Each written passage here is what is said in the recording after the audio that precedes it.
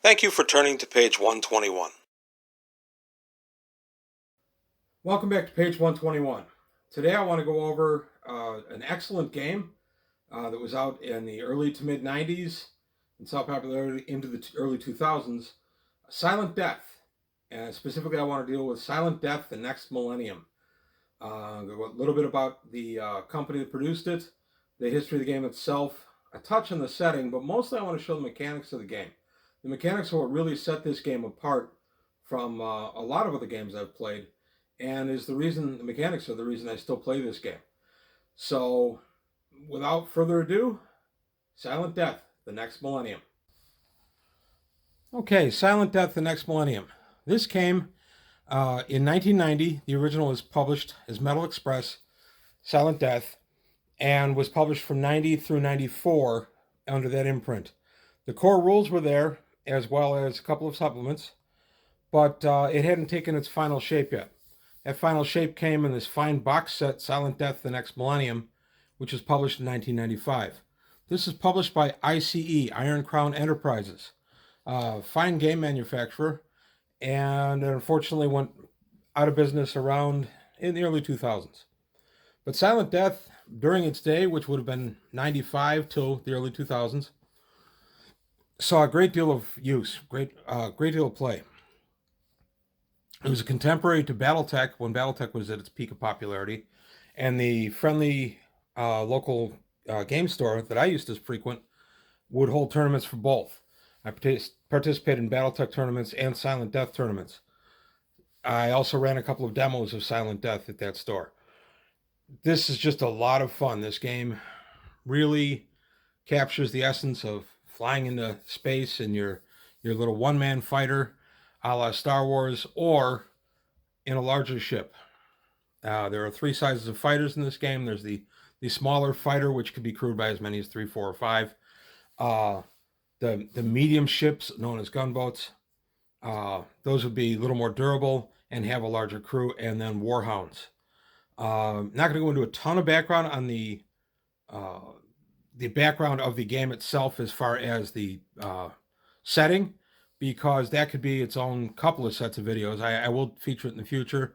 Just needless to say, you can't have big old capital ships like in Star Wars or Star Trek, because there is a sleeping menace called the Night Brood. Think Starship Troopers, alien bugs, but they can fly and possibly are starships. Whenever a huge amount of violence takes place anywhere near one of their broods, the broods tend to be asleep. When the brood wakes up, it gets a little cranky. And when it gets cranky, it tends to destroy everything around it, up to and including the Earth in the early go of Silent Death: The Next Millennium. So the best way to deal with this is to keep your warfare on a smaller scale. I think that's a great in-game reason, excuse, whatever you want to call it, to keep things small. This game is about playing smaller fighters against each other, not about massive capital ships. So I did say this game's still available. It is. You can get PDFs on DriveThruRPG or through the Silent Death website. You can also get the actual hardcovers very affordably through eBay and probably Amazon. I honestly didn't check Amazon because eBay was frankly very affordable. As well as the actual ships. The little plastic ships that came with this set are kind of difficult to come by these days. I'll put one out there as I'm going to go ahead and show it. That's my little guy right there. I'll zoom in on it. So this guy was one of 48 that came in the pack. You see it right there. I used the little zip alphabet to put some letters on there because you're going to have multiples of the same ship flying in the same formation, so it's a lot easier if you just, beyond painting them separately, you go ahead and you delineate them with some other way to mark them. So that's the way I chose. So the idea is your ship zips into battle against whatever opponent they have that day, and you survive.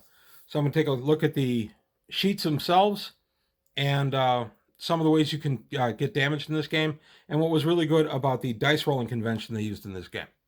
So I'm going to go ahead and cut to that now. Okay, here we have a display of one of the fighters in this game. This actually would represent two fighters, this one and this one. The reason that they're printed like this just saves you paper when you make your copies. So this has everything that you would need to play this game. I'm going to zoom in a little bit and move around to show you what's on this actual sheet. Okay, so first and foremost, BPV. What the heck is that? That's base point value. This is a points-driven game. You build your force with points, a la what Battletech does these days.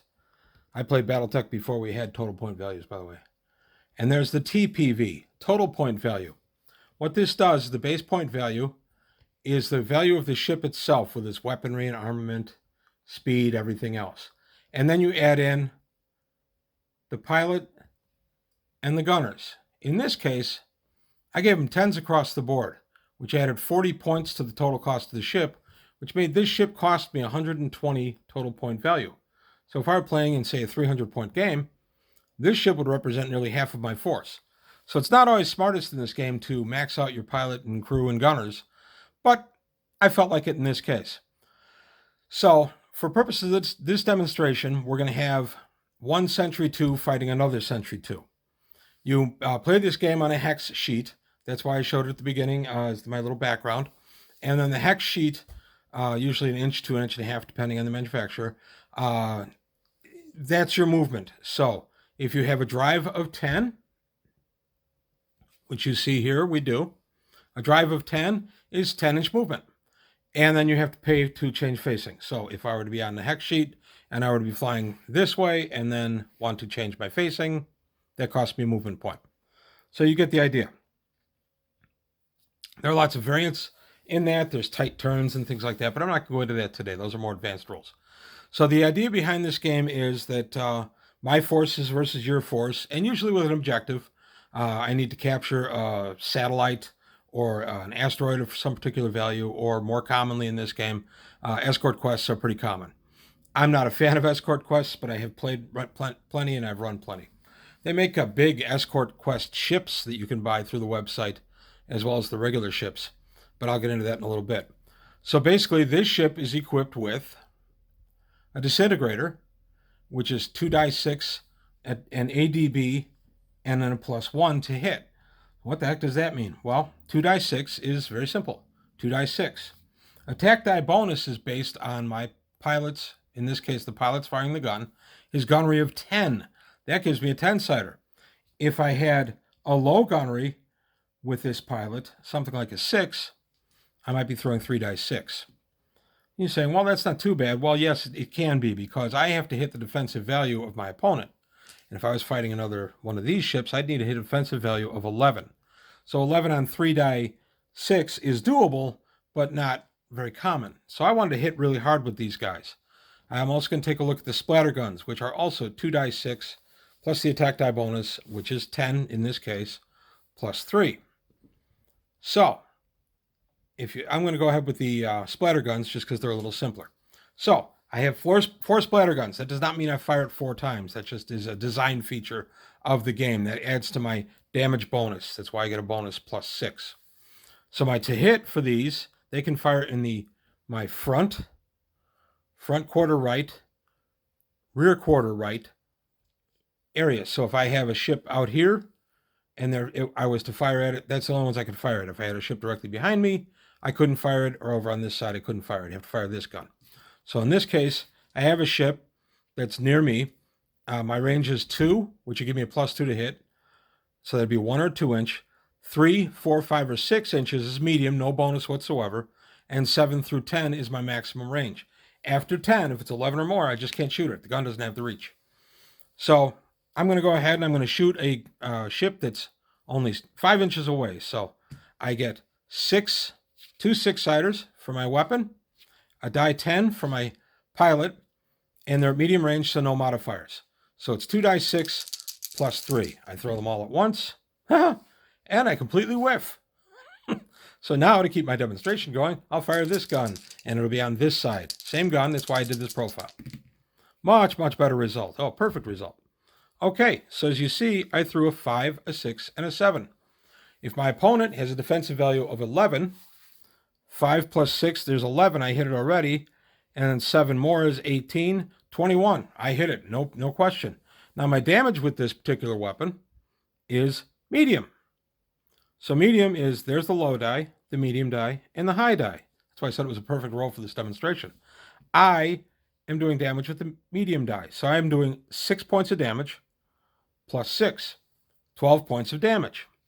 I apply 12 points of damage to my opponent.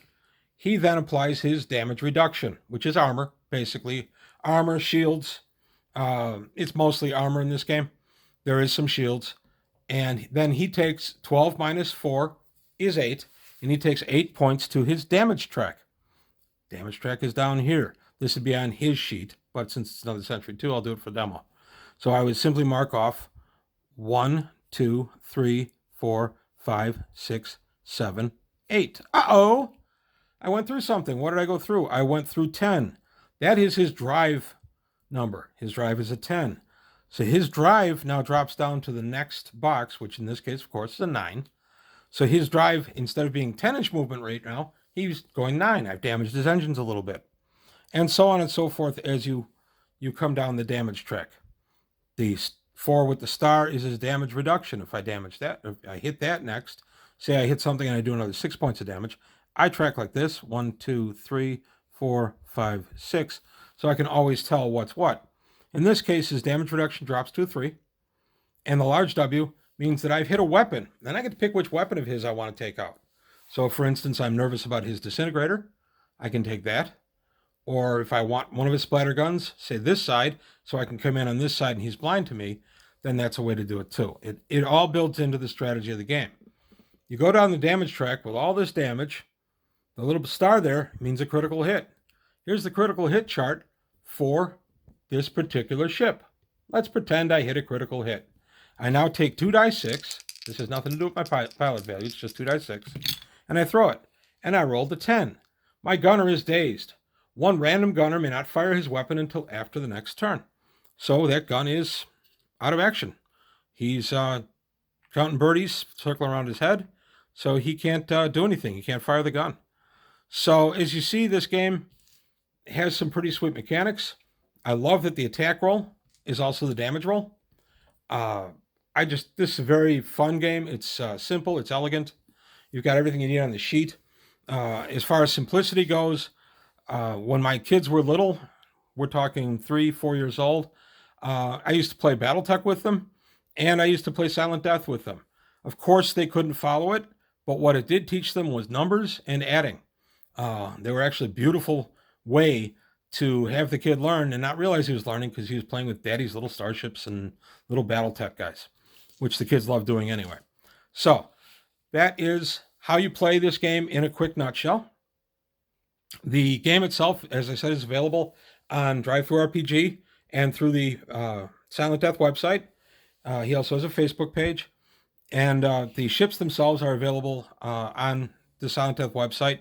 He sells just about every ship there is, including the big escorts I mentioned earlier. Prices are very reasonable.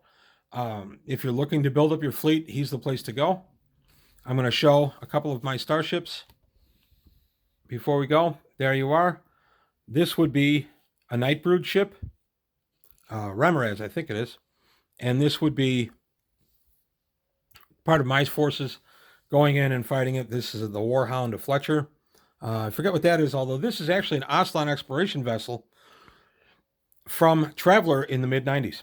From Traveller the New Era, they released a bunch of minis with that, and ended up being the same thing. The 3 beautifully painted minis that you see there, well, sorry, 2 of them. This one and this one were both painted by my friend Mike. Accolades again, Mike. Great job. The Fletcher was painted by me. If you saw my video on getting minis ready, table ready, you'll understand why. I'm not the greatest painter in the world, but as long as I can use them on the table, I really don't care. So that's it today for Silent Death, the next Millennium. I recommend it highly. Give it a try. I think you'll have fun. Oh, just a fun little side note before I go. This was also a very popular online game in the early 2000s. Very popular. saw a lot of use, and then they had to change some of the mechanics, and its popularity dropped off. I tried playing it once. Frankly, I couldn't get out of the barn because everybody kept sniping the newbies. Not saying anything against the game, it's just it kept me from wanting to play it. So, anyway, this game is available for tabletop. As I've said, I recommend it highly. One other quick note before I go today, I want to mention this game is still alive. The website keeps us updated, posts about where it is. There's supposed to be a new iteration of the Nightbrood coming out soon, which is good because the Nightbrood rules are a little wonky. They're one of the early factions in this game, so their stuff is either too powerful or not powerful enough. So a rewrite of the Nightbrood is absolutely welcome. So again, that's available on, or will be available through his website. I don't have a timeline on that. If anybody knows, please put a note below. Also, I had once contacted the producer of this game about being, my group and I being playtesters. We hadn't heard back. It's been a few years. So if it's in playtest, wonderful. Please let me know. If they're looking for playtesters, I've got 5 ready to go. So my wife doesn't play any of the space games, by the way, D&D only. So that's really it. I just want again to touch on the fact that this game is still very much alive, and something new for the imprint will be coming out in the next couple of months. That's it for today from page 121. Thank you. Well, that closes the book on another episode of page 121. Please leave your comments below, and if you enjoyed what you saw, go ahead and hit the like button and subscribe to the channel.